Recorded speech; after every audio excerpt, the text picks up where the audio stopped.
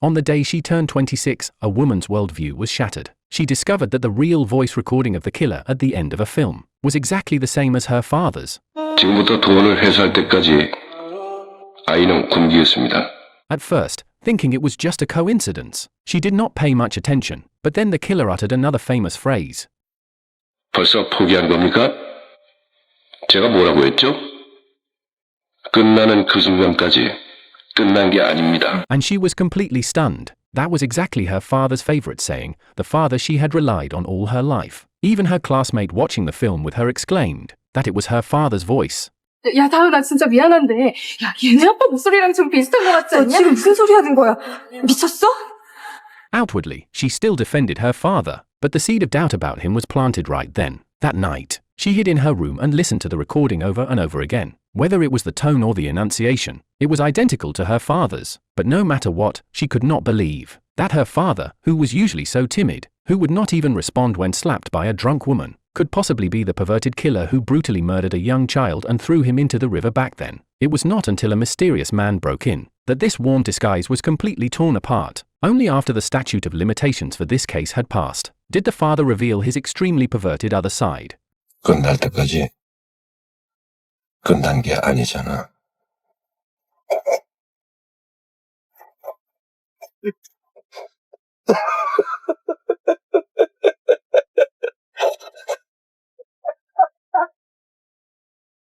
The story begins in 1988, with a kidnapping murder case that shocked the entire nation of South Korea. A young boy only 5 years old was kidnapped. Although the boy's parents paid the 100 million won ransom as the kidnapper demanded, the kidnapper still cruelly choked the boy unconscious, put him in a suitcase, and threw him into the river, ultimately causing the boy to drown. The only clues the police had were a phone recording left by the kidnapper and a ransom note. But with so many people in the world, finding the kidnapper with only these two vague clues was like looking for a needle in a haystack. Plus, with the backward forensic technology of that time, after the Seoul police had invested massive manpower and resources in the investigation for a year, the case still made no progress. In the end, this case became a long unsolved mystery. 14 years passed in the blink of an eye. According to relevant South Korean laws, the statute of limitations for such criminal cases is only 15 years. Once this time limit is exceeded, even if the real culprit is later found, the judiciary can no longer convict or sentence them. The killer will be completely immune from criminal prosecution in the eyes of the law. And at this point, there were only 2 weeks left until the 15-year statute of limitations expired. At this critical juncture, a rookie director, in the form of a mockumentary, turned this sensational kidnapping murder case into a film. As the film became a hit, this kidnapping murder case that had been dormant for over a decade once again came back into the public eye. Many viewers, after watching the film, felt that the kidnapper's voice sounded like someone they knew, so they called the police one after another to report their suspicions. The police immediately set up a special task force, determined to thoroughly investigate the case before the statute of limitations expired, and bring justice to the victim's family. And Daeun, after several days of inner turmoil and struggle, also made up her mind to secretly investigate her father. She first secretly checked her father's phone call logs and text messages, but there was nothing unusual in them. Seeing no leads from the phone, Daeun then quietly checked her father's computer, but the computer also showed no suspicious traces. After much thought, the only thing about her father Sunman that seemed suspicious was that every Sunday, Sunman would go out for the whole day under the pretext of fishing, but in the evening, he would always come back empty-handed, never bringing home a single fish.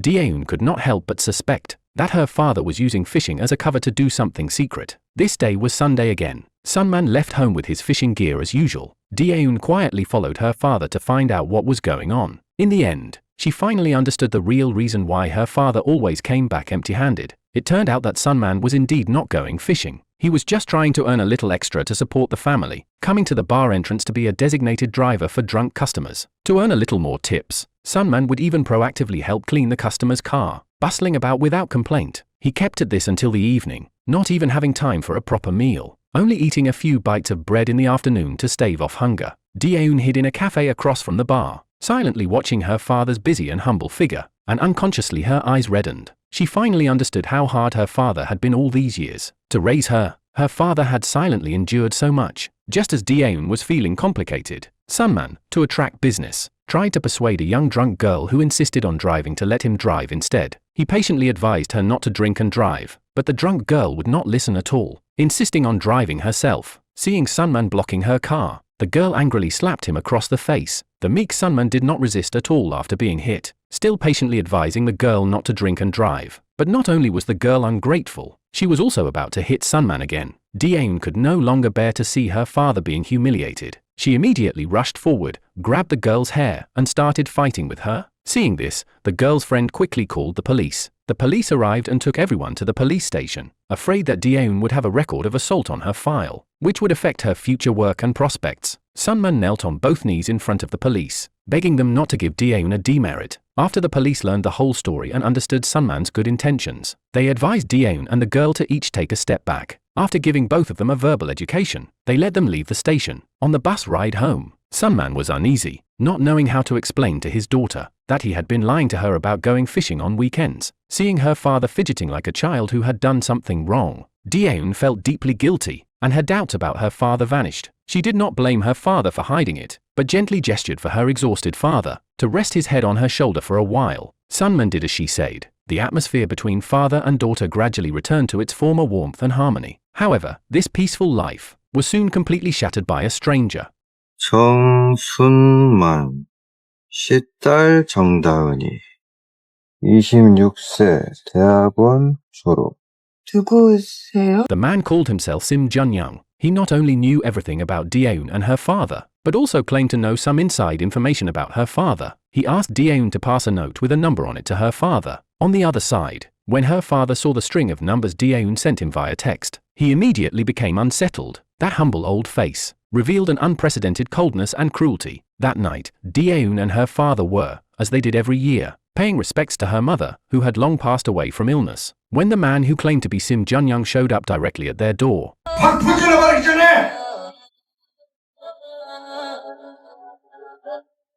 지금 뭐 하시는 거?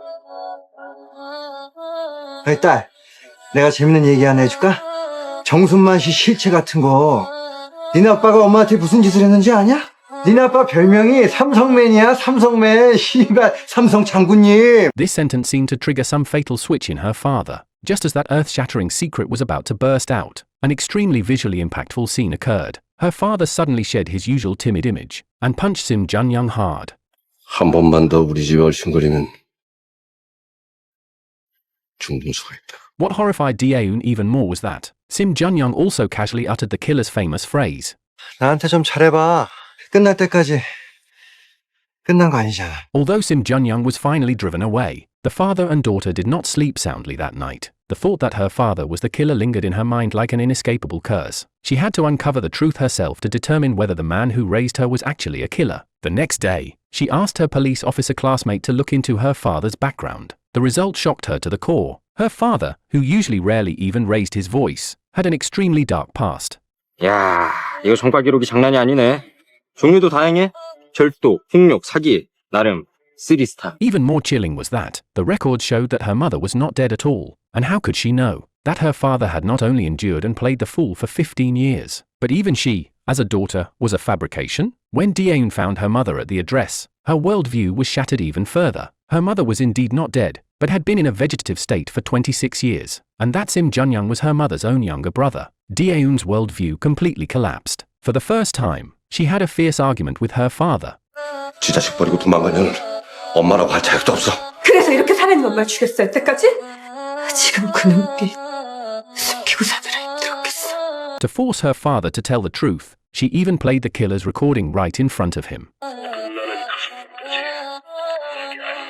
The killer's cold voice echoed through the living room, but her father's acting was worthy of a Best Actor award. He showed no panic at all, but instead cried bitterly with a look of grievance. Even though Daeun promised not to call the police, her father still swore that the killer was definitely not him. But in the final 3 days of the statute of limitations countdown, watching the news report about the victim's father on TV, Daeun suddenly woke up. As the biological father who had lost his child, even if 15 years had passed, he would absolutely be able to recognize the killer's voice. So she, under the guise of a journalist's investigation, found the father of the boy who had been brutally murdered back then. He was the highly respected head of obstetrics and gynecology at the local hospital. During the interview, the director said something strange.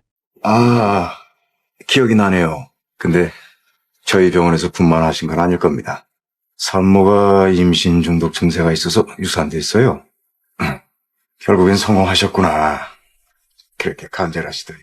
This sentence also became the biggest twist at the end of the film. In addition, Daeun received an absolutely explosive truth. The director had kept the ransom note the killer had sent him back then, but the killer was extremely cunning. The handwriting was identified by police as having been written by an elementary school student. And when Daeun opened the note, her pupils instantly constricted. That crooked handwriting and writing style were clearly her own handwriting from when she was little. At this moment, all the clues connected into a suffocating closed loop. When she was little, her gentle father taught her to write. She thought that was deep paternal love, but never expected it would be a ransom note for another family. Seeing this, one cannot help but feel oppressed. In this cruel story, the father exploited a child's unconditional trust, forcibly dragging his daughter into the karma of murder. She had unknowingly become the perfect accomplice. With this ironclad evidence, Daeun hysterically ran home to confront her father, but her father still played dumb. 이거 내가 심었잖아. 뭐가? 너 도대체 왜 그래? 이게 뭔데? 모른다고? 아빠가 맨날 받아쓰기 불러줬잖아. 난 맨날 아무것도 모르고 아빠가 시키는 대로 받아 적었어. 그게 어떤 더러운 짓에 쓰이는지도 모르고.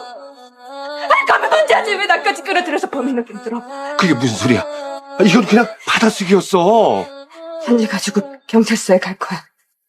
그리고 신고할 거야. He said this with his mouth, but when the police narrowed down the scope and locked onto her father through the clues, bringing the victim's family to their door, as a daughter, she ultimately overcame her conscience as a human being. She secretly hid the note, choosing to shield her father who had loved her for 26 years. 당신 범인 맞지?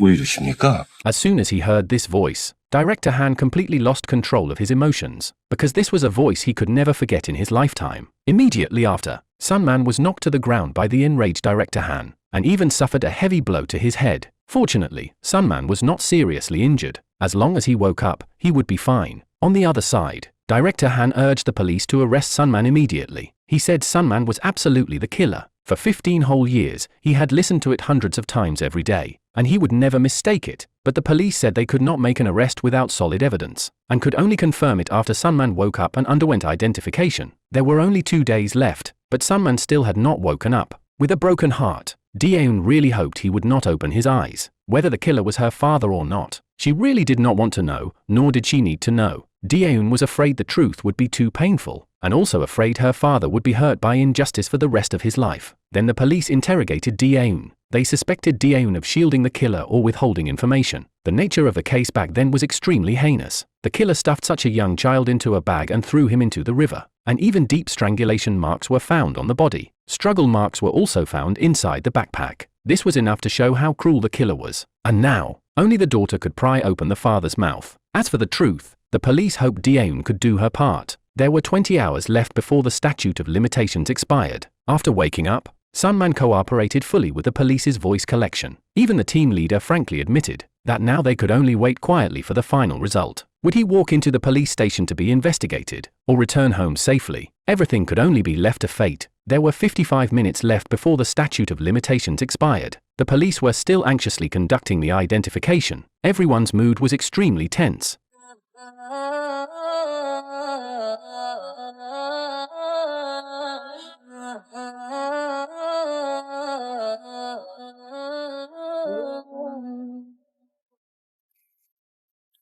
귀가하셔도 됩니다. Because the voice-print identification did not match, Sunman was acquitted and released. There were 30 minutes left before the statute of limitations expired, but Daeun's heart still could not calm down, because she still suspected that her father was the killer. Then Daeun drove her father to a remote area. In the car, she kept interrogating her father about why he had killed. The endless questioning made Sunman unable to defend himself any longer. Now that the truth had come to light, her father was not the killer at all. Daeun suddenly pulled the car over to the side of the road. This was exactly the place where the little boy had been killed back then. However, her father did not know. The anxious Daeun begged her father to tell the truth, because the police investigation was already over. 아빠가 말했지? 끝날 때까지 끝난 게 아니잖아.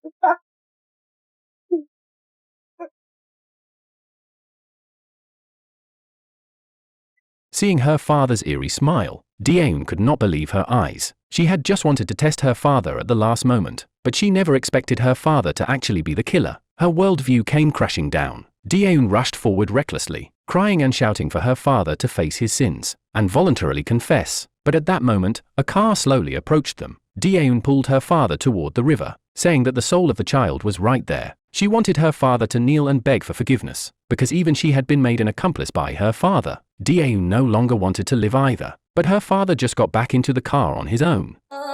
다은아, 이제 진짜 다 끝났어.